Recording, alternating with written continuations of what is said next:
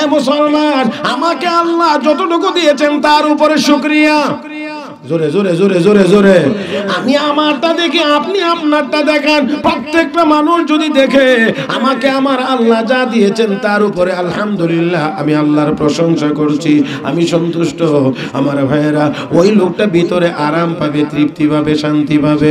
আর শুধু তা না, আমার আল্লাহর ঘোষণা, ওয়া ইয তাআযানা রাব্বুকুম লা ইন শাকারতুম লাযীদান্নাকুম ওয়া লা ইন কাফারতুম ইন্না আযাবি লাশাদীদ। আল্লাহর পক্ষ থেকে ঘোষণা, আল্লাহর পক্ষ থেকে ঘোষণা। আপনারা ঘোষণা দেন না, মাইকিং করেন না? আমার আল্লাহর পক্ষ থেকে ওই জন্য মাইকিং করা হচ্ছে, ঘোষণা দেওয়া হচ্ছে, লা ইন শাকারতুম লাযীদান্নাকুম। আল্লাহ বলেন, বান্দা বান্দিরা, তোমরা যদি শুকরিয়া আদায় করো, আমি আল্লাহর ঘোষণা হলো অবশ্যই অবশ্যই আমি আল্লাহ তোমাদেরকে নিয়ামত আরো বাড়ায়া দেব।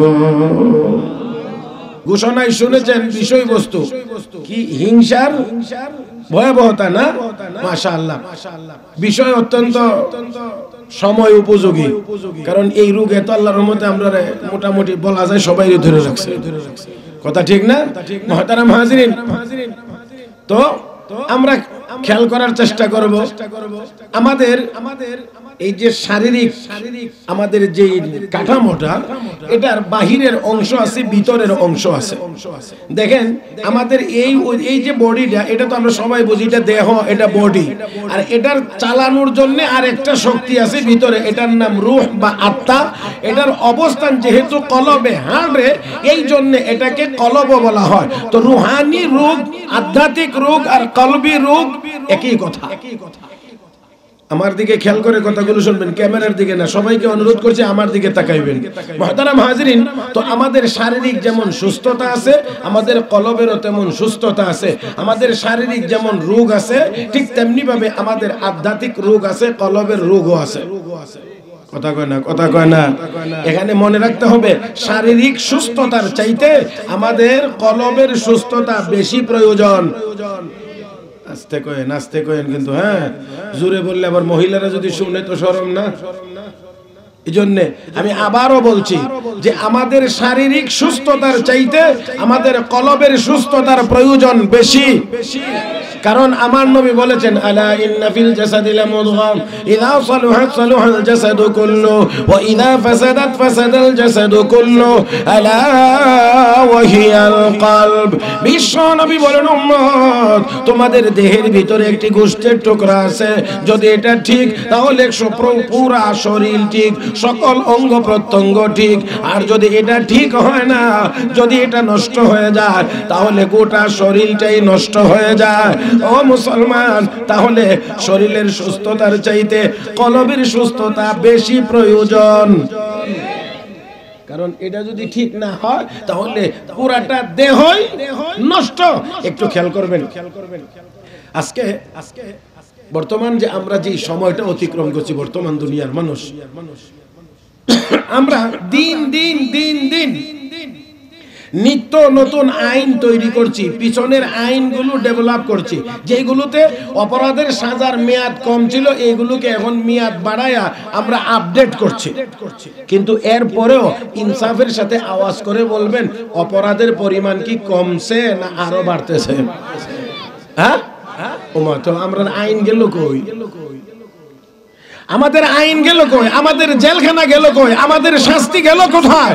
মুহতারাম হাজিরিন, মনে রাখতে হবে, রোগ যদি হয় এক জায়গায়, চিকিৎসা যদি হয় আরেক জায়গায়, তাহলে ওই রোগ ভালো হওয়ার কোনো সম্ভাবনা নাই। আমার ভাইয়েরা, প্রসিদ্ধ একটা ছোট্ট গল্প আছে, এটা আমি আপনাদেরকে শোনাই দেই। এক লোক রাস্তায় পড়ে, মনে করেন সিএনজি থেকে নামতে গিয়ে পয়রা ব্যথা পাইছে। এখন ব্যথা পাইছে হাঁটুর উপরে, চলে গেছে। বেচারা মনে মনে ভাবছে, বাড়িতে ডাক্তার আছে আমার ভাতিজা, ওইখান থেকে চিকিৎসা করায় নেব। তো গিয়ে বলছে, ভাতিজা এই এই অবস্থা। ঠিক আছে চাচা, আমি একটা মলম দিয়ে দিতেছি, এটা একটু ব্যবহার করবে, ঠিক হয়ে যাবে। কয়দিন? 3 দিন ব্যবহার করেন। এখন কোথায় ব্যবহার করবো? যেখানে ব্যথা পাইছেন সেখানে। আচ্ছা, 3 দিন পরে গেছে, আবার গিয়ে কো, বেটা কি মলম দিলা, কি ওষুধ দিলা? এখন তো আমার অবস্থা খারাপ, হাঁটতেই পারি না। খুব খেয়াল করে বুঝবেন। আসলে ঘটনা হয়েছে হাঁটুর উপরে, তো এখন ডাক্তার মনে করছে মুরব্বী মানুষ চাচা এই কাপড় ওটাই হাঁটুর উপরে কেমনে দেখে এমনি দিয়ে দিই বললাম। এখন ডাক্তারে কয় চাচা তাহলে তো ওই জায়গাটা আমার একটু দেখা লাগে। কথা বুঝছেন আপনারা? জায়গাটা দেখা লাগে। এখন রোগী কি কয়, চাচা কি কয় শোনে, চাচা কো ভাতিজা হেঁটে যাইতে পারবা না রিক্সা ডাকবো? আমার কি মনে হয় না যে আপনারা মেহনে আসেননি ঠিক মতো? এখন রোগী কয় কি হেঁটে যাইবা নাকি তোমার জন্য রিক্সা আনতে হবে? চাচা যে এই জায়গাটাই ব্যথা পাইছেন আমি সেই জায়গাটা দেখবো। কো ভাতিজা ওই জায়গাটাই দেখাবো। এখন আপনারা বুঝেন তো দুইজনের মধ্যে কথার মধ্যে আর বুঝার মধ্যে কোনো পার্থক্য আছে তো মনে হয়, একটা গ্যাপ তো অবশ্যই আছে। ডাক্তারে বলছেন যেখানে ব্যথা পাইছেন মানে শরীরের যেখানে ব্যথা আপনি মলম লাগাইবেন সেখানে, আর বেটা বুঝছে রাস্তার যেখানে পয়রা ব্যথা পাইছে মলম লাগাইবে সেখানে। এখন রোগী কয় ভাতিজা তুমি না বলছো যেখানে ব্যথা পাইছে সেখানে মলম লাগাইতে, তো আমি তো সিএনজি থেকে নামবার সময় পয়েন্টও ব্যথা পাইছিলাম এই জন্য মলম রাস্তাত লাগাইছি। আল্লাহ আপনারা কি আসেননি না? নাই আমার সাথে একটু মাইতেন, একটু নড়াচড়া করতে হবে। এবার বলেন দেখি, ব্যথা হলো আপনার হাঁটুতে, হাঁটুর উপরে মলম লাগাইছে রাস্তা, কয় কৌটা মলম ব্যবহার করলে হাঁটুর ব্যথা ভালো হবে? রাস্তায় মলম লাগায় যেমন করে হাঁটুর ব্যথা ভালো হয় না, আমাদের রোগ হলো কলবের ভিতরে। এই জন্য পুলিশ দিয়ে গ্রেফতার করায় উপর দিয়ে ডান্ডা মারলেও তার সংশোধন হয় না, এই কারণে ভালো হয় না। এই পর্যন্ত দেখছেননি কোনো জায়গাতে কোনো চোর পুলিশের হাতে ধরা পড়ছে, ডান্ডা খাইছে, জেল খাটছে, এরপরে ভালো হয়ে গেছে? বরং চোর ধরা পড়ে জেলে গেলে এটা ডাকাই তুই বেরিয়ে এখন জেলখানা চিনে লাইছি। কথা কয় না রে, জেলখানা চিনে লাইছি, এখন আর নিব কই? এখন আর চোর থেকে লাভ নাই। মানুষও যখন জেনে ফেলছে যে আমি চুরি করি, তো এখন আর চোর থাকবো না, এখন ডাইরেক্ট কি আছে দিলাম। আগে তো লুকাইয়া করতো, এখন ডাইরেক্ট হইছে। আমার ভাইয়েরা এই জন্য আমার আপনার নবী, বিশ্ব নবী রাহমাতুল লিল আলামিন নবী মুহাম্মদুর রাসূলুল্লাহ সাল্লাল্লাহু আলাইহি ওয়াসাল্লামকে আল্লাহ রাব্বুল আলামিন যত দায়িত্ব দিয়ে দুনিয়াতে প্রেরণ করেছিলেন এর মধ্যে অন্যতম দায়িত্ব ছিল ওয়া ইউযাক্কিহিম। নবী কালেমা পড়ে যারা আপনার কাছে আসবে আপনি তাদের কলবের চিকিৎসা করবেন, আমলের মাধ্যমে তাদের কলব থেকে রোগগুলো দূর করে দিবেন। তাহলে বোঝা গেল ভিতরেও রোগ আসেনি না নাই? আছে মুহতারাম হাজরিন। এই জন্যে পুরা আধ্যাত্মিকতাটাকে, পুরা মারিফতের জগৎটাকে কিতাবে দুই শব্দে মাত্র প্রকাশ করা হয়েছে। দুই শব্দে, একটার নাম হলো তাখলিয়া আর একটা শব্দের হলো তাহলিয়া। আমার ভাইরা সবাই বোঝার চেষ্টা করবেন, তাহলিয়া আর তাখলিয়ার মধ্যে কোনো তেমন ব্যবধান নাই, শুধু একটা নুক্তার ব্যবধান, আর কোনো কিছুর ব্যবধান নাই। পুরা কাঠামোটা এক, নক্তা না দিলে হয় তাহলিয়া আর নক্তাটা দিলে হয় তাখলিয়া। কথা বুঝেননি? তাখলিয়া মানে হলো খালি করা, খালি করা, আর তাহলিয়া মানে হলো সাজানো। আমার ভাইয়েরা কলবের ভিতরে কিছু রোগ আছে, এই রোগগুলোকে বের করে দেওয়া, এটার নাম হলো তাহলিয়া। আর কিছু গুণ আছে, এই গুণগুলো দিয়ে কলবকে সাজানো, এটার নাম হলো তাহলিয়া। তো যেই সকল রোগ বা যেই সকল ব্যাধি, যে সকল জিনিস কলবের ভিতর থেকে বাহির করতে হয়, যত রোগ দূর করতে হয়, সেই রোগগুলোর মধ্যে অন্যতম একটা নাম হলো হাসাদ বা হিংসা।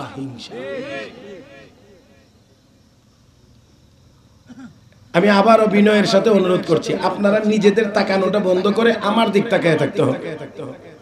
তাহলে এটা কি অর্জন করার গুণ না বর্জন করার গুণ? আল্লাহ কয় না, তাহলে বর্জন যেটা করে এটারে গুণ কয়নি না দোষ কয়? হ্যাঁ হ্যাঁ, এটা আমি একটু ভিন্ন ভাবে বলছিলাম, কারণ আল্লাহ মাঝে মাঝে কোরআনে বলছেন বাশশিরিল মুনাফিকিনা বিআন্না লাহুম আযাবান আলিমা, যারা মুনাফিক এদেরকে যন্ত্রণাদায়ক শাস্তির সুসংবাদ দেন। শাস্তির কি সুসংবাদ হয়?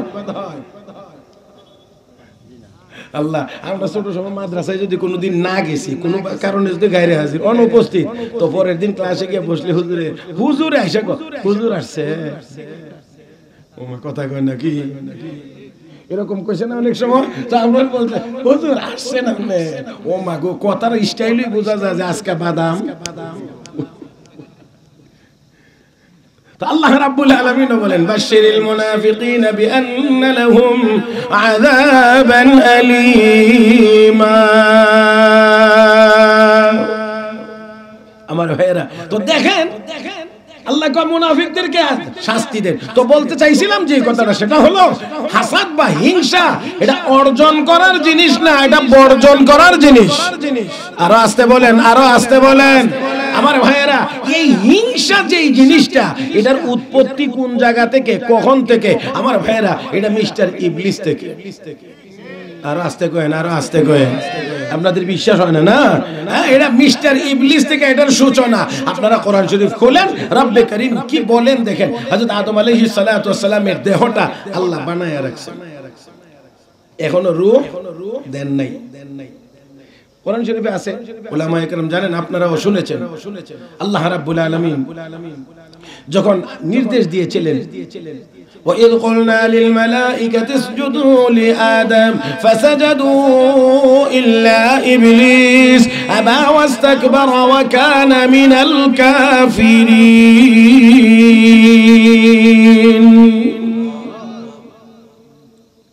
দেখেন, তো এই যে আল্লাহ রাব্বুল আলামিন বলছেন আদম আলাইহিস সালামকে সিজদার নির্দেশ দেওয়া হয়েছিল, ফেরেশতাদেরকে সবাই সিজদা করেছিল, একজনে করে নাই। কে করে নাই? ইবলিস একজনে করে নাই। কেন? সে অস্বীকার করেছে, অহংকার প্রদর্শন করেছে। আমার ভাইয়েরা, সেই অহংকারের আগে আরেকটা কাম, ওয়া কানা মিনাল কাফিরিন, সে কাফের ছিল, কাফের ছিল। এখানে মুফাসসিরিন কেরাম লিখেছেন, আদম আলাইহিস সালামের দেহটা মাটি দিয়ে আল্লাহ যখন তৈরি করে রাখছে, তখন মিস্টার ইবলিস ওই এই দেহটার কাছে গিয়া ঘুরতো আর মনে মনে করতো। তখন তো সে ইবলিস না, তখন তো সে মুআল্লিমুল মালায়েকা, ফেরেশতাদের শিক্ষক। এখন ফেরেশতাদের শিক্ষক, সে কত বড় পদের অধিকারী, প্রিন্সিপাল। কথা বুঝেন নাই? এখন এই প্রিন্সিপাল সাহেব ওই দেহটার কাছে যায় আর গিয়ে গিয়ে কয়, এটারে কি বানাইতে আছে, কি বানাইবে? আমার থেকে যদি মর্যাদা বেশি দেয় তাহলে মানব। কথা বুঝতে পারছেন? এই জন্য রব্বে করিমকে ওয়া কানা মিনাল কাফিরিন, সে আগে থেকে অস্বীকার করে বসে আছে, আমার থেকে যদি মর্যাদা বেশি দেওয়া হয় তাহলে আমি মানব না। হিংসার মূল জিনিস এটা, ওই ওনার এত আছে আমার নাই কেন, ওনারটা নষ্ট হয়ে যাক। আমার ভাইয়েরা, বুঝতে হবে আমাদেরকে, হিংসা আরেকজনের কোন নিয়ামতের ধ্বংস কামনা করার নাম হলো হিংসা। কথা কি বুঝাইতে পারছি?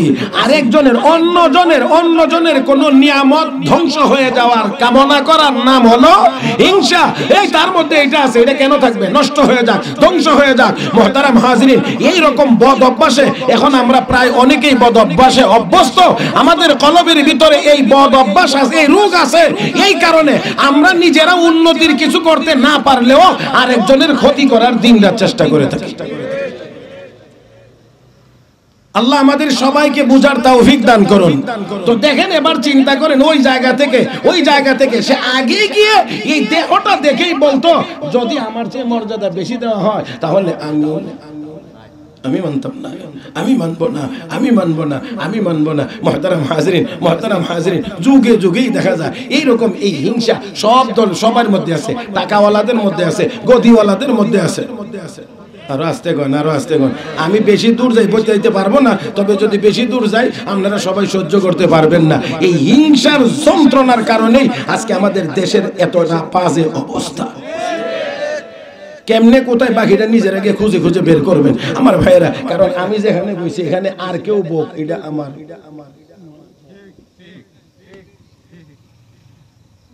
আমি যেখানে বসেছি এখানে আবার মেসাব বইতো। কথা কয় না। এই হলো আমাদের দুরবস্থা। আর এই দুরবস্থা শুধুমাত্র আমাদের অঞ্চল ভিত্তিক না, আমাদের এলাকা ভিত্তিক না, আমাদের থানা ভিত্তিক না, জেলা ভিত্তিক না, দেশ ভিত্তিকও না। আমি যদি বলি গোটা মুসলিম উম্মাহ ভিত্তিক।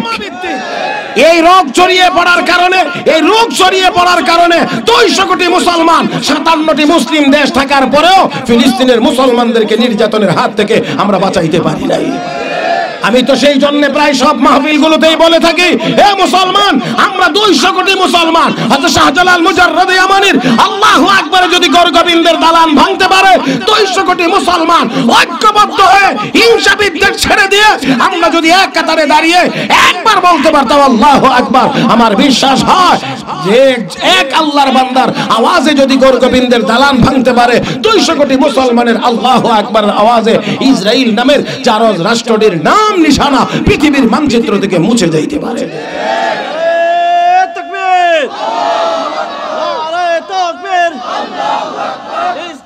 শত্রুরা শাহজালালে তলোয়ার শাহপরানে তলোয়ার নারে তাকবীর গর্জন কারে এটাও বুঝতে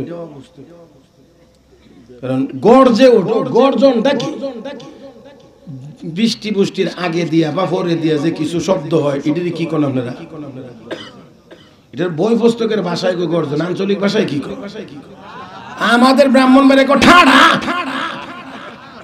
আরে আমি ব্রাহ্মণবাড়ি একটা বলছি আপনারা এখন আপনারা একটা কর ডাক ওইছে না যে ঢইকো এ ঠাড়া হইরা মানুষ মরে না এটারে কি কয়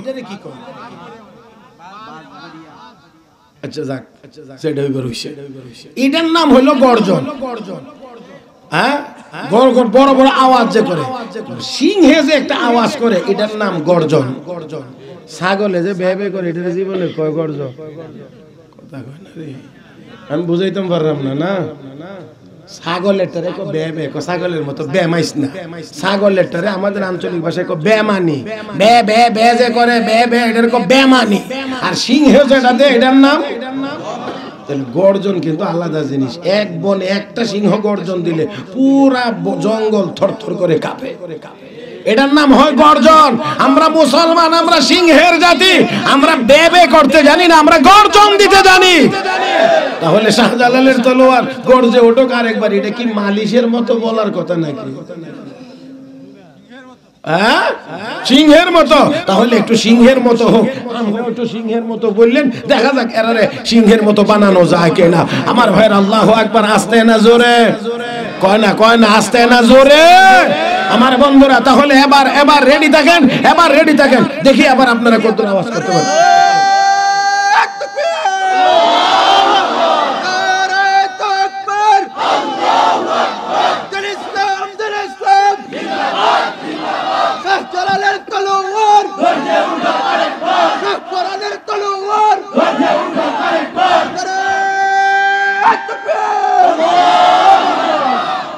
আমার ভাইয়েরা আমার বন্ধুরা আসুন আজকে আমাদের মধ্যে এত বিভক্তির অন্যতম কারণ হলো আমাদের এই হিংসা সহ্য হয় না আর একজন একটু বড় হয়ে গেলে আমার কাছে ভালো লাগে না একজন একটু উপরে উঠে গেলে ভালো লাগে না এটা সব জায়গার মধ্যে বেজার হবেন না এটা এই বেমারে আমরা মিয়া সাহেবরাও ধরে রাখছে কথা কয় না এটা আমরাও ধরে রাখছি এটা শুধু আপনারা না এই রোগ আল্লাহর রহমতে মোটামুটি সবার মধ্যেই আছে এই জন্য এটা থাকতো না যাইতো আমি আবারও বলছি এটা কি অর্জন করার জিনিস না বর্জন করার জিনিস হ্যাঁ বর্জন করতে হবে বর্জন এই জন্য আল্লাহ রাব্বুল আলামিন তার নবীকে একটা দায়িত্বই দিয়েছেন যত দায়িত্ব এর মধ্যে এটা একটা কোরআনে কারীমের আয়াতের বিভিন্ন আয়াতে কয়েক আয়াতে একই কথা আল্লাহ বলেছেন লাকাদ মান্নাল্লাহু আলাল মুমিনিন ইয বা'আসা ফীহিম রাসূলাম মিন আনফুসিহিম ইয়াতলু আলাইহিম আয়াতিহি ওয়া ইউযাক্কিহিম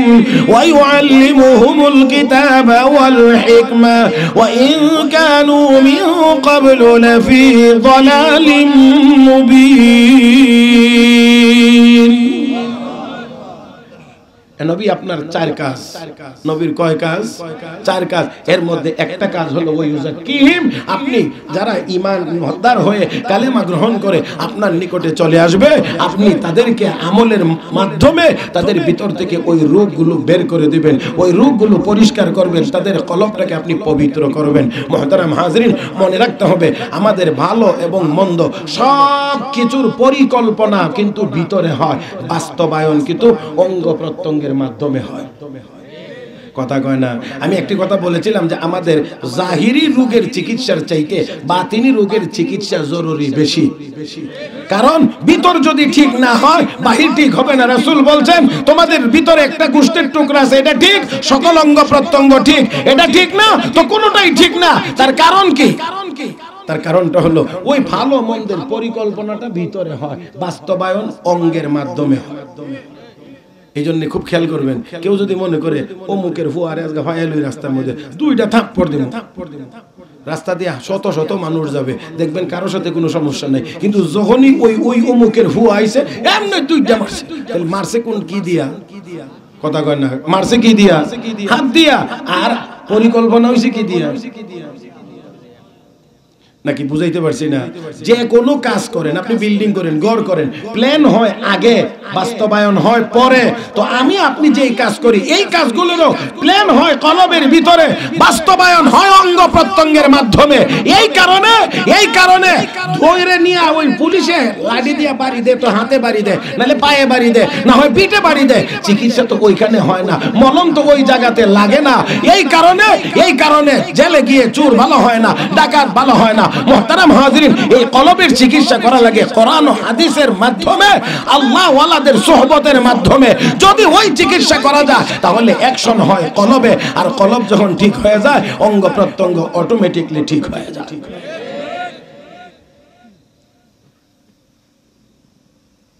আমার ভাইয়েরা, আমি আপনাদেরকে খুব বেশি লম্বা করে শোনাইতে পারবো না, তারপরও সংক্ষেপে সামান্য কিছু কথা আপনাদের খেদমতে তুলে ধরতে চাই।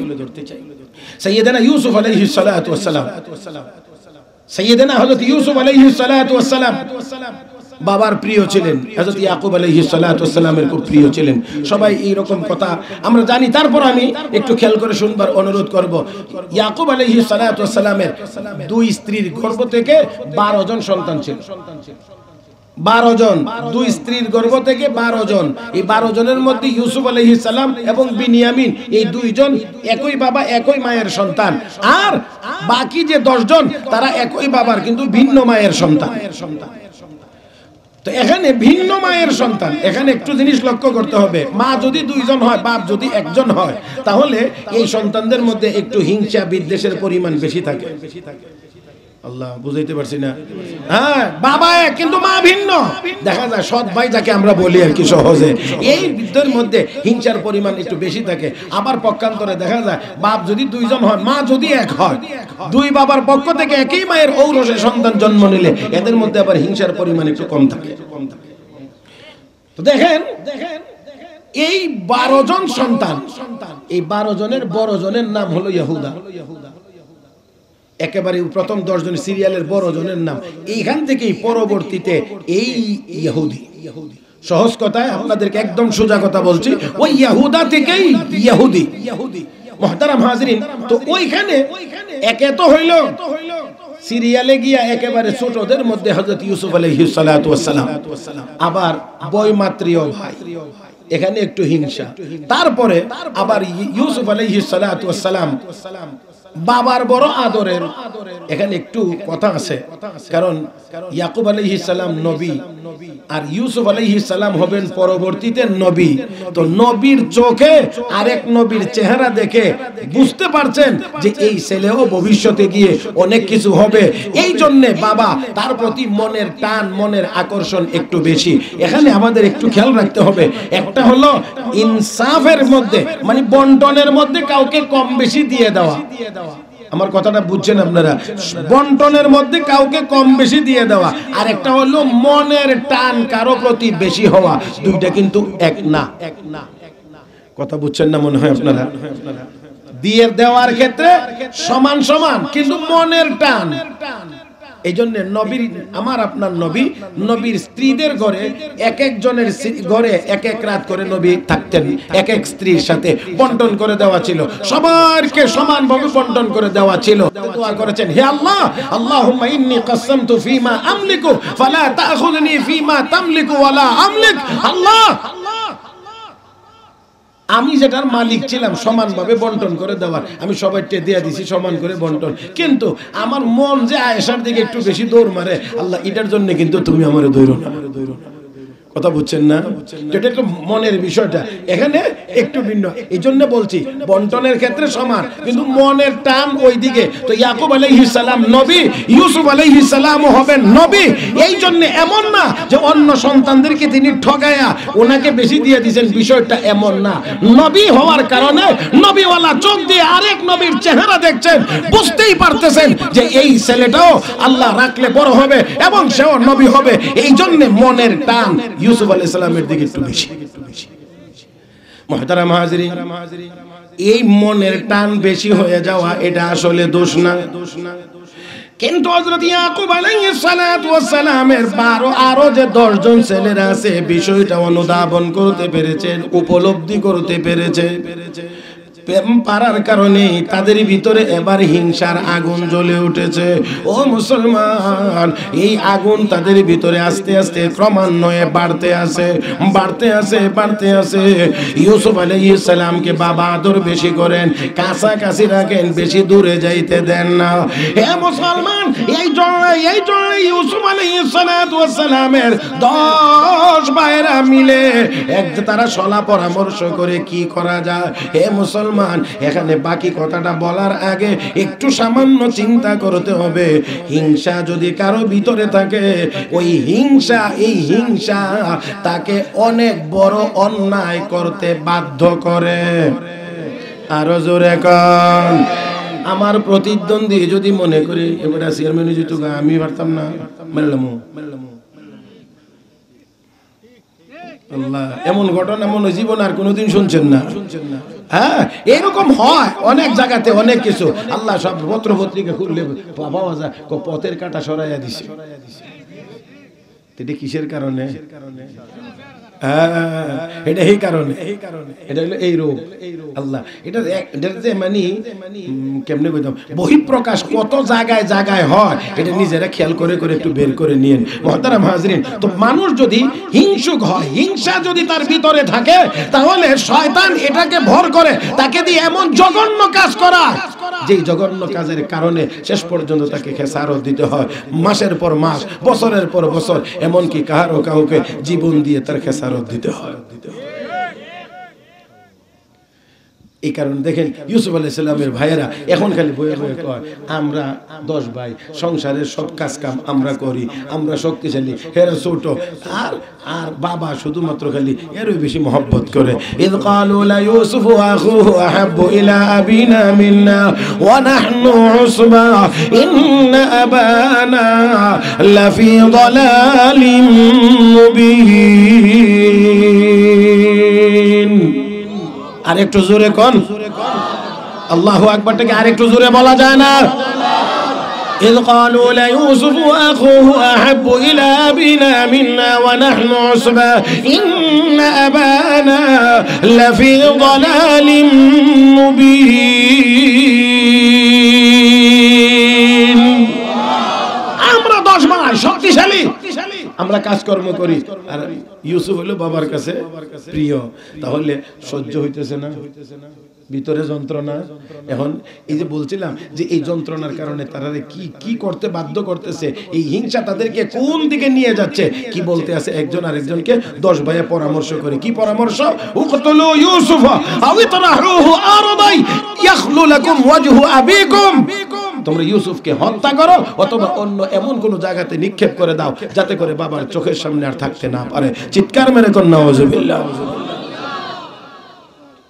কিসে বা কোন দিকে নিয়ে যাচ্ছে একটু কি চিন্তা করতে পারেন? একজন পয়গম্বর হবেন যিনি নিরপরাধ, একজন ছোট্ট বাচ্চা। তখন তো ইউসুফ আলাইহিস সালাম ছোট, আর এই ছোট ভাইয়ের উপরে এই নিষ্ঠুরতার জন্য তাদেরকে উদ্বুদ্ধ করছে তাদের হিংসা।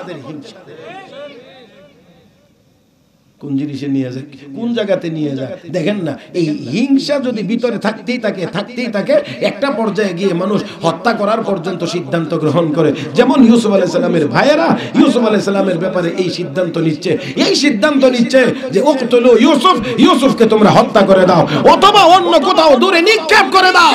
আমার ভাইয়েরা, কত জঘন্যতম কথা। ইউসুফ আলাইহিস সালামকে বাবার কাছ থেকে সুকৌশলে নেওয়া হয়েছে। আমি আপনাদেরকে সেই ঘটনা শোনানো আমার উদ্দেশ্য না, সুকৌশলে নেওয়া হয়েছে। আমি শুধুমাত্র বুঝাইতে চাই এর ভিতর থেকে যে শুধু হিংসা পরায়ণ হওয়ার কারণে এই ছোট্ট বাচ্চাটির উপরে তারা কি পরিমাণ নির্দয় এবং নিষ্ঠুর আচরণ করেছিল। ইউসুফ আলাইহিস সালাম যে স্বপ্ন দেখছিলেন যে 11টি তারকা, চন্দ্র সূর্য আমাকে সেজদা করছে, ইয়াকুব আলাইহিস সালাম বলছিলেন ভাইদের কাছে এটা বলিও না, এটা কেমনে প্রকাশ হয়ে গেছে।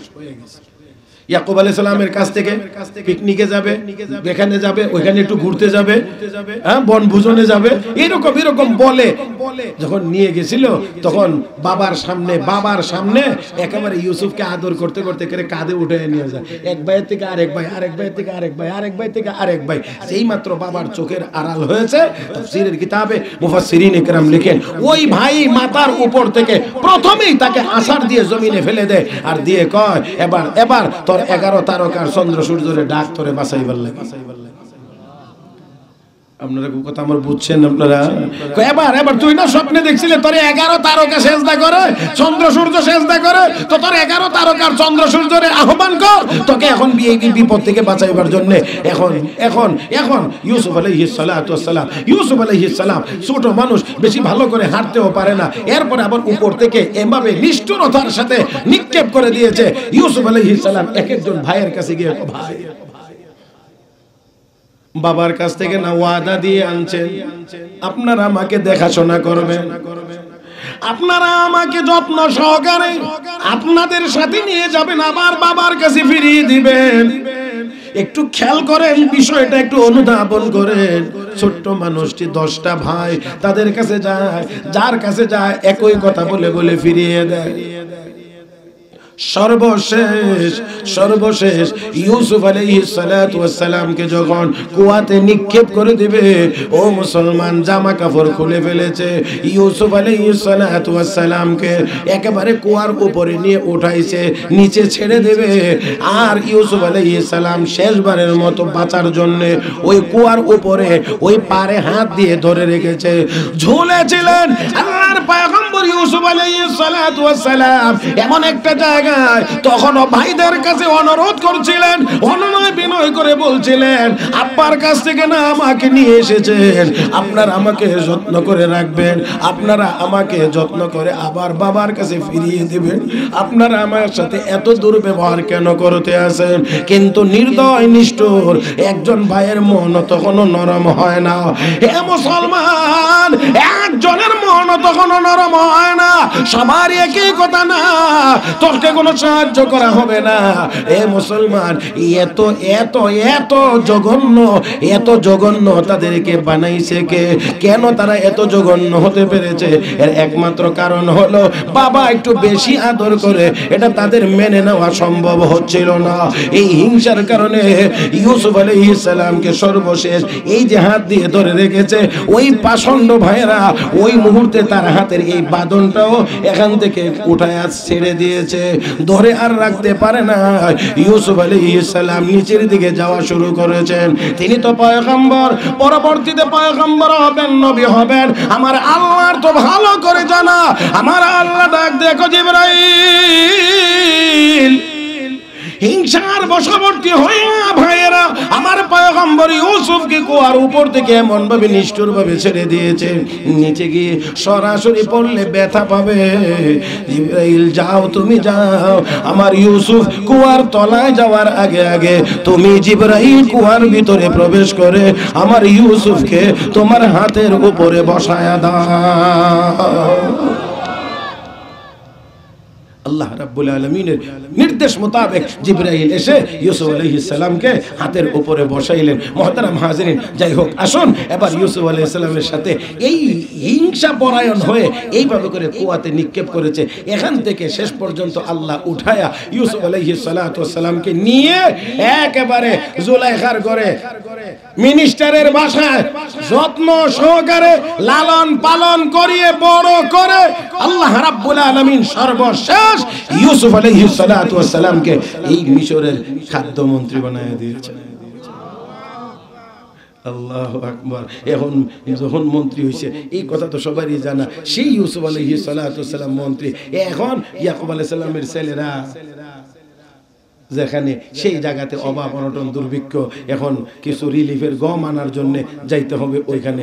অনেক লম্বা কথা, তো আমি এত কথা বলতে পারবো না। মোটামুটি কথা হলো সর্বশেষ সেই ইউসুফ আলাইহিস সালামের সামনে গিয়েই তাদেরকে মাথা নত করতে হয়েছিল। জোরে কোন ঠিক কিনা? এই জন্য এমন সিদ্ধান্ত নেওয়া অনেক বড় কথা। শুধু এতটুকু বুঝাইয়া দিলাম আমি আমার ভাইয়েরা, ইমাম আজম আবু হানিফা রাহমাতুল্লাহি আলাইহি সময়ও ইমাম আবু হানিফাকে নিয়ে যথেষ্ট পরিমাণ হিংসা ছিল। কারণ সবাই খালি কই ইমাম আবু হানিফা। এমন সমসাময়িক ওই যে মিয়া সাহেব যারা আছে না, আমরা যারা ছোট ছোট মিয়া সাহেব খালি অত বড় করে এত বড় আমরা কি কম বড় নই? কথা বুঝেন নাই? এটা মানে কিছু না, বেশ অনেক জোরালো ছিল। ইমাম আবু হানিফাকে নিয়ে অনেক বেশি হিংসা হয়েছে, মানে অনেকের মাইনা নিতে বড় কষ্টই হইত। এরকম অনেক মানুষ ছিল ওই যুগে। কিন্তু আবার দেখা গেছে ঠেকলে ওনার কাছে যাওয়া লাগছে। এরকমই এক মিয়া সাহেব একদিন ঘরের স্ত্রীর সাথে একটু অভিমান করে বলছে, আজকে ফজরের আগে যদি আমি গোসল করি তাহলে তুমি 3 তালাক। আমি কেমনে বুঝাইতাম এটা করছেন আপনারা একটু আমার কয়া দিন। আমার তো শ্রোতার দিকে চাইলে সব কথা তো একটু ভেঙ্গেছে ভেঙ্গে বলা যায় না, ঠিক না? আপনারা একটু খেয়াল করে বুঝে নিতে হবে আমার ভাইয়েরা। এখানে স্বামী তার স্ত্রীর সাথে অভিমান করে বলছে, যদি আমি আজকে ফজরের আগে গোসল করি তাহলে তুমি 3 তালাক। তার মানে হইলো যেই কাজ করলে গোসল করা লাগবে সেই কাজ আর আজকের রাত্রিতে হবে না। এটা হইলো স্বামী স্ত্রীর একবারে পার্সোনাল কথা ছিল। এখন গোসলের কাম তো মাঝে মাঝে ইচ্ছায় যেমন লাগে অনিচ্ছায় তো লাগে যায়। আল্লাহর মন হয়তো বুঝেই না লাগে। আমি কইতাছি কিছু আছে ইচ্ছা করে গোসলের কাম লাগে, আবার অনিচ্ছা ঘুমাইছে, ঘুমের মধ্যে কিছু আবল তাবল দেখে না। এরপর এটার লাগিও তো গোসল করার লাগে। এখন বেচারা তো অভিমান করছিল স্ত্রীর সাথে যে আমি এমন কোনো কিছু করব না যেটার দ্বারা আমার গোসল করা লাগে। এখন কয়া যে ঘুমাইছে, ঘুমের ভিতরে মিস্টার ইবলিসে ওই স্বপ্নের ভিতরে হি কামান করাই দিছে। এখন তো গোসল করাই লাগে, কারণ গোসল না করলে ফজরের নামাজ পড়তে পারে না।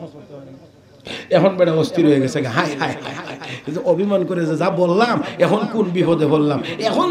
এখন যদি নামাজ পড়ি তো আল্লাহকে রাখা হয়, তো আল্লাহকে রাখলে বউ থাকে না, আর বউ রাখতে গেলে আল্লাহ থাকে না। নামাজ তো পড়তে হবে। এখন এমন পেরেশান হইয়া এখন কি করবে, এর কি সমাধান। এখন মনে মনে যত কিছুই করি মানি, আর মনে মনে যতই হিংসার আগুনে জ্বলি না কেন, এই কাম ইমাম আবু হানিফা ছাড়া কেউ করতে পারে না। এর সমাধান এইটা ইমাম আবু হানিফা ছাড়া আর হবে না। এখানে গেলে মনে হয় কোনো সুবিধা হইতে পারে। আল্লাহু আকবার। আপনাদের কি মনে হয় হইতে পারেনি? আরে আস্তে কোন কেন হইতে পারেনি? আরে এটা তো ইমাম আজম। আল্লাহু আকবার। ইমাম আজম আবু হানিফার উস্তাদ ইমাম আমাশ সুলাইমান ইবনে মেহরান, ওনার উস্তাদ, বহুত বড় মুহাদ্দিস। বুখারী শরীফ সহ হাদিসের কিতাবে ওনার ইয়াতে সনদ আছে আনিল আমাশ সুলাইমান ইবনে মেহরান। এই ওনার উস্তাদ এত বড় মুহাদ্দিস। ওনার বাড়িতে একদিন চোর ঢুকছে, খেয়াল করে শুনলেন। চোর ঢুকছে, চোরে মালামাল চুরি করে নিয়ে যাওয়ার সময় ইমাম আমাশ সজাগ হয়ে গেছে। পরে চোরের কজোর, আমরা যে চুরি করে মাল নিয়ে গেছি এটা কিন্তু আপনি কারো কাছে বলতে পারবেন না। চোরের সংখ্যা বেশি, তো এই মুহূর্তে বলতে পারবেন না যে বলতেছে। কথার বলার ভঙ্গি আছে না, কারণ এর তো ভঙ্গি আবার ভালো না। তো ওদের কন্যা ঠিক আছে, বলবো না কন্যা হুজুর এটা বিশ্বাস করি না, কইবেন বলবো না, সকালে উঠে গিয়ে বলে দেবেন। তখন কি করতে হইব? আপনি বলেন যদি আপনি আমাদের কারো নাম প্রকাশ করেন তাহলে আপনার স্ত্রী 3 তালাক। সর্বনাশ। সুরেরাও দি বড় মুফতি। চিন্তা করতে পারেননি কি শিখায়, কি কইতে আছে। তাহলে আর জীবনে কইবনি 10 কোটি টাকার মাল নিলেও কইবনি পরের দিন সকালে। এখন বাধ্য করছে ওনাকে এই কথা বলতে যে তোরা চুরি করে মাল নিছ, তোদের নাম যদি আমি কারো কাছে বলি তাহলে 3 তালাক হবে। ও আল্লাহ, এই কথা বললা নিয়ে গেছেন। সুরেরা তো মহা খুশি, যা মাল আনছি তো আনছি। আর যেই কথা ওনারা দিয়ে বলাইছি এরপরে আর উনি কারো সামনে আমাদের নাম প্রকাশ করতে পারবে না। পরের দিন মাশাআল্লাহ ঢাকা দক্ষিণ বাজারে দেদারসে মাল বিক্রি করতেছে। ইমাম আজম আবু হানিফার উস্তাদ বাজারে গিয়ে উনিও ঘুরে দেখেন ওনার বাড়ির চুরি করা মালামাল ওনার চোখের সামনে বাজারে বিক্রি করে, কিন্তু উনি তো কিছু বলতে পারতেছেন না। কারণ কি? ওই যে আরেক ফেস লাগায় হয়ে গেছে, আরেকটা ফেস লাগায় রেখে গেছে না। আপনি যদি প্রকাশ করেন তো আপনার স্ত্রী তিন তালাক। এই আওয়াজ ইমাম আজম আবু হানিফার কানে গিয়ে পৌঁছে, দৌড়ে আসছেন হুজুরের বাড়িতে, উস্তাদের বাড়িতে। এসে হযরত, হুজুর আপনার বাড়িতে বলে চোর ঢুকছে। বাবারে চোর ঢুকছে, চোরে মাল নিছে, এটা আমার কোনো আফসোস না, আক্ষেপ না, চোরে মাল নিয়ে গেছে, এখানে কোনো আমার কষ্টের বিষয় না। কিন্তু কষ্টটা হইলো আমার চোখের সামনে এরা আমার মাল বিক্রি করে, কিন্তু আমি কোনো কথা বলতে পারি না। আমার কষ্টটা হইলো এখানে। হুজুর কেন? এরা আমার এই কথা বলাইছে, তারপরে মাল নিয়ে গেছে। হাই হাই এরকম নি। হুজুর টেনশন করেন না, আপনার স্ত্রীও ঠিক থাকবে, চোরও ধরা পড়বে না। সুবহানাল্লাহ কালকে কইেন। হ্যাঁ, আপনারা হইলে আমার চলতো না। চোরও ধরা পড়বে, আপনার স্ত্রীও ঠিক থাকবে। ইমাম আহমদ রহমতুল্লাহ আলাইহি বাবা মাল গেছে যাক, তো আমার গড় ঠিক থাকুক, আমার অযথা আমার ঝামেলা ফলায়ও না। তুমি কেমনি কিতা করতা? হুজুর আপনি কোনো চিন্তাই করেন না, আপনার স্ত্রীও ঠিক থাকবে, চোরও ধরা পড়বে। কিভাবে? হুজুর বাজারে গিয়া পুরা ঢাকা দক্ষিণ বাজারটা ঘেরাও করো, লোক নিয়ে যাবো বেশি করে, পুরা বাজার ঘেরাও করো। বাজারের ভিতরে যত মানুষ আছে এর মধ্যে এরা দুই দল, এক দল হইলো ক্রেতা, এক দল হইলো বিক্রেতা। ক্রেতা যারা এরা তো কাস্টমার, এরা না। বিক্রেতা যেগুলো আছে সবগুলো বিক্রেতারে একজন একজন করে ধইরা আপনার সামনে আনবো। আপনার সামনে এনে বলবো, হুজুর এটা কি চোর? যদি চোর না হয় আপনি জোরে বলবেন, না এটা চোর না। ঠিক আছে নি? চোর না হইলে তো আর কোনো সমস্যা নাই। যেটারা ধরে যেগুলো বিক্রেতা সবগুলোর একজন একজন করে আনবো। আনার পরে আমি জিজ্ঞেস করবো, হুজুর এটা চোর? আপনি বলবেন যদি চোর না হয় বলবেন না এটা চোর না। আর যদি চোর হয় তো আপনি চুপ করে বসে থাকবেন। জোরে একটা চিৎকার মেরে কোন আল্লাহু আকবার। এই ব্যক্তির নাম ইমাম আবু হানিফা। ইমাম আজম এমনি হন নাই। তো আপনি তো চোরের নাম বললে আপনার স্ত্রী তিন তালাক হবে, না বললে তো হবে না। তো আপনি চোর যেটা না, এটা খালি না জোরে কইবেন, আর যেটা চোর এটার বেলা খালি চুপ থাকবেন। তো চুপ থাকাটার মাধ্যমে বোঝা যাবে এটা ওই হে কামলা। কথা কোন ঠিক কিনা? ইমাম আজম আবু হানিফা রাহমাতুল্লাহি আলাইহি। মুহতারাম হাজিরিন, এই জন্য শুধু এটা না, আরো কিছু ফতোয়ার প্রেক্ষিতে ইমাম আবু হানিফাকে লক্ষ্য করে বলছিলেন, ইয়া মাশারাল ফুকাহা আনতুমুল আতিব্বা ওয়া নাহনু সায়াদিলা। ওই ফুকাহায়ে কেরামের জামাত, তোমরা হইলা ডাক্তার আর আমরা হইলাম ফার্মেসির ঔষধ বিক্রেতা। আল্লাহু আকবার। এটা আপনারা বুঝলে বুঝছেন, না বুঝলে নাই, উলামায়ে কেরাম ঠিকই বুঝছেন। মুহতারাম হাজিরিন, তাই আসুন ওই যে এবারে অত এই ঝামেলার মধ্যে ওই পড়ছে। এখন রাত থাকতে দৌড়ায় গেছে ইমাম আবু হানিফার বাড়িতে গিয়া, হুজুর হুজুর হুজুর এই ঝামেলা, এখন আমি কি করতে পারি? এখন তো আল্লাহ রাখলে বউ থাকে না, বউ রাখলে আল্লাহ থাকে না। ইমাম আবু হানিফা মুসকি আসি দিয়া কই, বেটা চা বিস্কুট খাও তাড়াতাড়ি, তো পেরেশান হইন না। কোন না হুজুর খানি দানি পরে তাই তো লাগতো না আমার আগে খার বেটা খা। এখন চা বিস্কিট খাওয়া এবার বাইরে চলো, হাঁটতেছে দুজন, হাঁটতে যেখানে পানি আছে, খাল আছে, অথবা বিল আছে, অথবা পুকুর আছে বড়, এটার পারে দিয়ে হাঁটতেছে দুইজন। ইমাম আবু হানিফা পিছনে, ওই বেটা হইলো সামনে। এবার যাইতে যখন একবারে জায়গা মতো গেছে, এমন জায়গায় গিয়ে ইমাম আজম আবু হানিফা পিছন দিক থেকে এমন জোরে এক ধাক্কা দিছে, যে ধাক্কার ফলে পানিতে পয়রা নাহেদা মুহেদা সমানে পানি বেরিতেছে, আর এক ধাক্কার সাথে ডুব দিয়ে উঠছে, সারা শরীর ধোয়া হয়ে গেছে। বেটা উঠছে, হুজুর কামটা কি করলেন? আমার বউ তো গেছে। ইমাম আজম আবু হানিফা को ना बेटा তোর বউ গেছে না। বলে কেমনে গেছে না? কো तूने गुस्ल नहीं किया, मैंने तुझको गुस्ल कराया। তুই বলছিলে যে তুই গোসল করলে তিন তালাক, তুই তো করস নাই, আমি ধাক্কা দিয়া তোরে গোসল করায়া দিছি।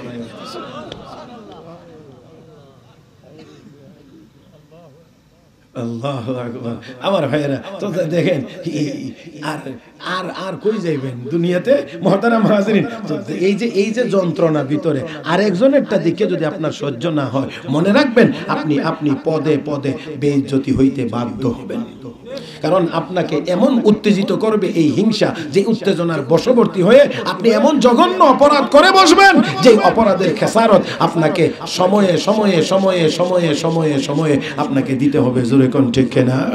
মুহতারাম হাজিরিন, সেই জন্য আসুন, ওই যে ইউসুফ আলাইহিস সালামের ভাইয়েরা পয়গম্বরের ছেলে হওয়ার পরেও তারা সিদ্ধান্ত নিয়েছিল কি যে ইউসুফকে হয়তো হত্যা করো, না হয় অন্য দূরে কোথাও নিক্ষেপ করে দাও। মুহতারাম হাজরিন, আমার আপনার নবী, আমি যে হাদিস তেলাওয়াত করেছি, হাদিসের ভিতরে আল্লাহ রাসূল সেজন্য বলেছেন, ইয়াকুম ওয়াল হাসাদ فإن الحسد يأكل الحسنات كما تأكل النار الحطب। আল্লাহ নবী বলেন, উম্মত ইয়াকুম ওয়াল হাসাদ, হিংসা থেকে সাবধান। কি থেকে বলেন না, কি থেকে? আমার ভাইয়েরা উলামায়ে কেরাম এখানে আছেন, জিজ্ঞেস করেন ইয়াকুম ওয়াল হাসাদ কথাটা কিন্তু স্বাভাবিকভাবে সতর্ক করা না, অত্যন্ত জটিল ভাবে।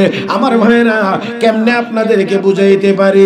একজন মনে করেন আপনার কোনো পরিচিত জন, একজন মানুষ, বাচ্চা হোক ছোট হোক বড় হোক, যাইতে আছে, খেয়াল করতেছে না সামনে একটা গর্ত আছে, খেয়াল করতেছে না, দেখা যায় যে এভাবে যাচ্ছে, ওই লোকটা এইভাবে হাঁটলে অল্প সময়ের মধ্যেই এই গর্তের মধ্যে গিয়ে পড়ে যাবে, ব্যথা পাবে।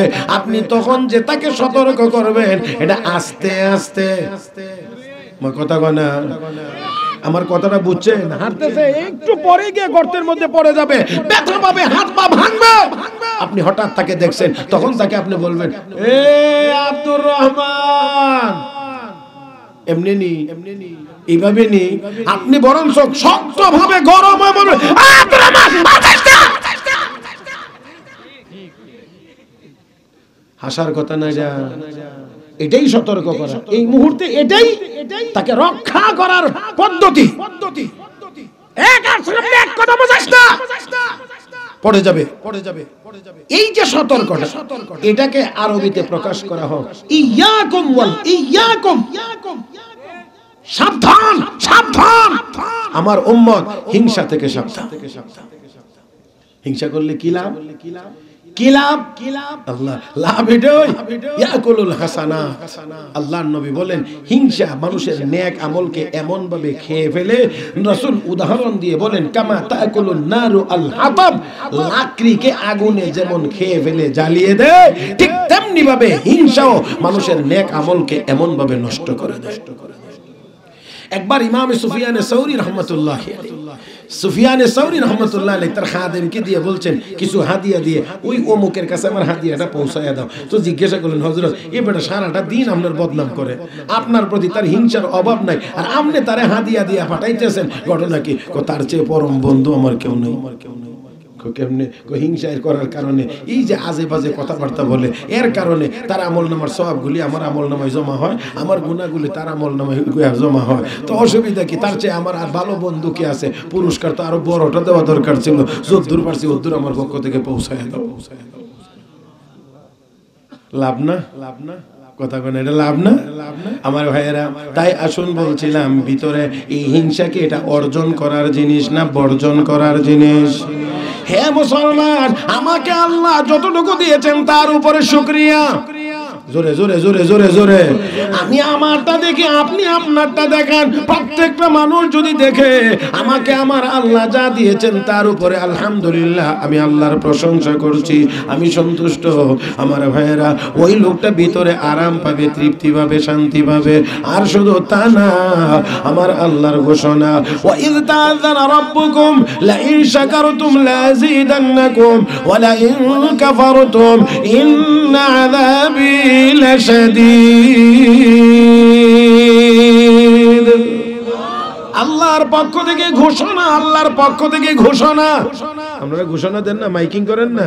আমার আল্লাহর পক্ষ থেকে ওই জন্য মাইকিং করা হচ্ছে, ঘোষণা দেওয়া হচ্ছে, লা ইন শাকারতুম লাযীদান্নাকুম।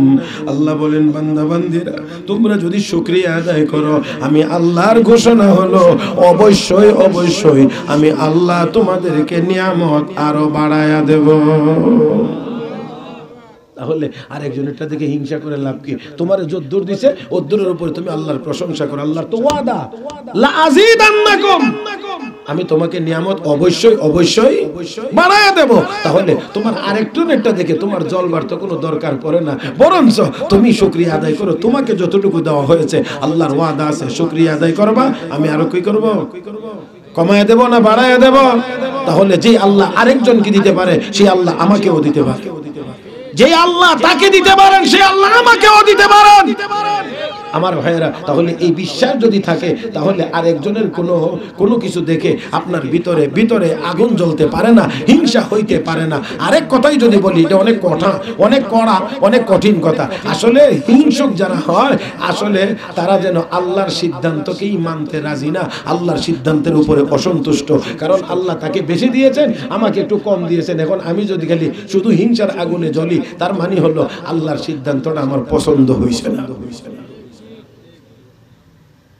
কথাটা কিন্তু অনেক বেশি কড়া। আমার ভাইয়েরা, এখানে একটু কথা, ওলামা একরাম এখানে আছেন, ভুল হলে আমি সংশোধন করে নেব। সাহাবা একরামের মধ্যে তো আমলের প্রতিযোগিতা ছিল বেশি, সওয়াবের প্রতিযোগিতা। তো গরিব মানুষ হওয়ার কারণে কিছু আমল তো তারা করতে পারেন না, হজ করতে পারেন না, কথার কথা, যাকাত দিতে পারেন না, দান খয়রাত করতে পারেন না, এগুলো তো ব্যয়বহুল। কুরবানি দিতে পারেন না। তো এখন সাহাবীরা গিয়ে কই, ইয়া রাসূলুল্লাহ, আমরা তো আমলের প্রতিযোগিতায় ধনী সাহাবীদের সাথে কুলাইতে পারি না, কারণ আমরা নামাজ পড়ি, তারাও নামাজ পড়ে, আমরা রোজা রাখি, তারাও রোজা রাখে, কিন্তু তারা যাকাত দেয়, আমরা যাকাত দিতে পারি না, তারা দান খয়রাত করে, আমরা করতে পারি না। তো সওয়াবের প্রতিযোগিতায় আমরা তাদের সাথে কেমনে কুলাইব? নবী বলছেন, হ্যাঁ আমল আছে, আমলের কথা বলে দেই, এই আমলগুলো করলে তোমরা সওয়াব এদের সমান হয়ে যাবে। বলে কি?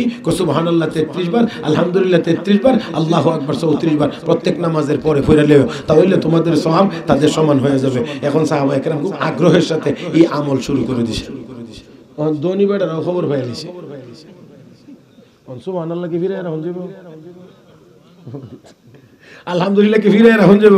এখন হেরা তো আগের আমল তো আছে, এখন ফাঁকে দিয়ে গরিব রে যে রাসূল যে আমল দিছিলেন, এখন এরাও এই আমল, এখন গরিব সাহাবীরা আবার দৌড়ে গিয়ে কই, ইয়া রাসূলুল্লাহ, এরা খবর পাই আলিছে, এখন তো এই আমল এরাও শুরু করছে। তখন আমার নবী কয়, যালিকা ফাদলুল্লাহ ইউতিহি মান ইয়াশা, এটা আমার আল্লাহর দয়া, আল্লাহ যাকে ইচ্ছা তাকে দান করেন। এটাই নিয়ম। দুনিয়াতে আল্লাহ কাউকে একটু বেশি দিবেন, কাউকে একটু কম দিবেন। কথা কয় না, বেশিওয়ালা অহংকার করবে না, কমওয়ালা হিংসা করবে না। কথা কয় না রে, বুঝি না। আমার ভাইয়েরা, বেশিওয়ালাকে বেশি দিয়েছেন কে, সেও শুকরিয়া আদায় করবে। আমার ভাইয়েরা, গরিবের হক আদায় করবে, খেয়াল রাখবে। যাকে কম দেওয়া হয়েছে সেও বলবে, আমার আল্লাহ আমাকে যেমন মনে করেছেন, আমাকে এমন দিয়েছেন, আলহামদুলিল্লাহ, আমি সন্তুষ্ট। আল্লাহু আকবার, আল্লাহু আকবার। হযরত আলী রাদিয়াল্লাহু তাআলা আনহু কত চমৎকার বলেছেন, রাযিনা কিসমাতাল জাব্বারি ফিনা লানা ইলমুন ওয়ালিল আ'দাই মালুন। ওই আল্লাহর বন্টনে আমরা মহা খুশি। আল্লাহ কাফের বেঈমান আমাদের দুশমনদেরকে সম্পদ দিয়ে ব্যস্ত রেখেছেন, আর আমাদেরকে আল্লাহ কোরআনের ইলম দিয়ে ব্যস্ত রেখেছেন। আল্লাহু আকবার, আল্লাহু আকবার। তাহলে আমার ভাইরা, আসুন আমরা এই বদ অভ্যাস আমাদের ভিতর থেকে বের করে দিতে হবে। কি বলেন, ঠিক কিনা? আমি বলছিলাম পুরা তাজকিয়া, পুরা আধ্যাত্মিকতা, পুরা মারিফতের জগৎ থেকে আপনি দুইটা শব্দের ভিতরেই তালাশ করলে পাইবেন। একটার নাম তাহলিয়া আর একটার নাম তাখলিয়া। খালি করে দাও, 10টা বদ অভ্যাস আছে কলবের, এই 10টাকে কলব থেকে বের করে দাও। 10টা গুণ আছে, গুণ দিয়ে কলবকে সাজায়া দাও। যতক্ষণ পর্যন্ত দোষগুলো বের হবে না আর গুণগুলো দিয়ে সাজানো হবে না, ততক্ষণ পর্যন্ত এই কলবে সালিম হবে না। আর আমার আল্লাহ বলেন, ইয়াউমা লা ইয়ানফাউ মালু ওয়ালা বানুন, হাসরের দিন সন্তান সন্ততি সম্পদ কোনো উপকারে আসবে না, ইল্লা মান আতাল্লাহ বিকলবিন সালিম। ওই কলবে সালিম নিয়ে যারা আল্লাহর কাছে হাজির হবে, একমাত্র তারাই নাজাত প্রাপ্ত হবে। তাই আসুন, এটা আমাদের ভিতরের রোগ আমার ভাইরা।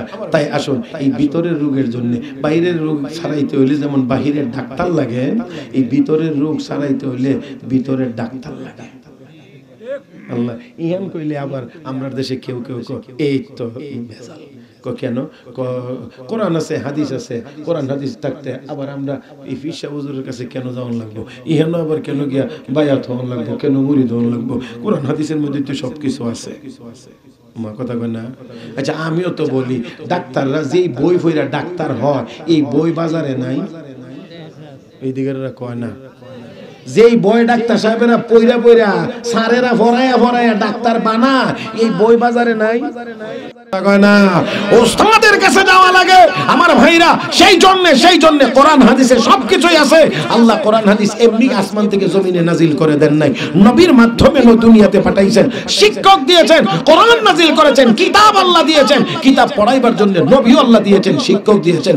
এই জন্য কোরআন হাদিসের থেকেই আপনি নিবেন, বাকিটা উস্তাদের মাধ্যমে নিবেন, না হইলে গন্ডগোল বাজবে। না হয় গন্ডগোল বাজবে। আমার ভাইরা, এই জন্য আমি আপনাদেরকে শেষ কথায় বলতে চাই, এই যে বেটা পাইলট হয়, এ বেটা শিক্ষিত না অশিক্ষিত? ইঞ্জিনিয়ার যে হয় সে শিক্ষিত না অশিক্ষিত? শিক্ষিত। পাইলট সাহেবের গিয়ে যদি কোন ভাই আমার পেট ব্যথা আজকে 2 মাস যাবত, এটা কি চিকিৎসা? হ্যাঁ, কেন করতে পারবো না? বেটা শিক্ষিত না? কোন শিক্ষিত না? ও এই শিক্ষিত না, না ও ইয়ানের বালাদি ভালোই বুঝেন। তাহলে তাহলে তাহলে দুনিয়াতে শিক্ষিত হইলেও এক জাতীয় শিক্ষিত মানুষের কাছে গিয়ে আরেক সমস্যার সমাধান পাওয়া যায় না। কথা কয় না, কথা কয় না আমার ভাইয়েরা। ওই লাইনের শিক্ষিত মানুষের কাছে যাওয়া লাগে। এই জন্য ওই কলবের ভিতরের যে বিষয়টা, এই বিষয়টার সমাধানের জন্য ওই আল্লাহওয়ালাদের সোহবতে যাওয়া লাগে। জোরে গান, জোরে গান, তাদের সোহবতে যাওয়া লাগে। আমার ভাইয়েরা, আছে কোরআন হাদিসে, কিন্তু এটার বিতর্গত যে জিনিসটা, এই জিনিসটা পাইতে হলে এই শিক্ষকের মাধ্যমে পাওয়া লাগে, এমনিতেই হবে না। সেই জন্য এই বুজুর্গদের সোহবতে গেলে তারা এমন এমন আমল দিবেন যে আমলের মাধ্যমে আপনার ভিতর থেকে এই হিংসা নামের এই বদ অভ্যাস দূর হয়ে যাবে। আল্লাহ রাব্বুল আলামিন আমাদের সবাইকে আল্লাহওয়ালাদের সোহবতে যাওয়ার মাধ্যমে এই হিংসা নামের এই ভয়াবহ ব্যাধি আমাদের কলব থেকে দূর করার তৌফিক আমাদের সবাইকে দান করুন। সবাই বলি আমিন।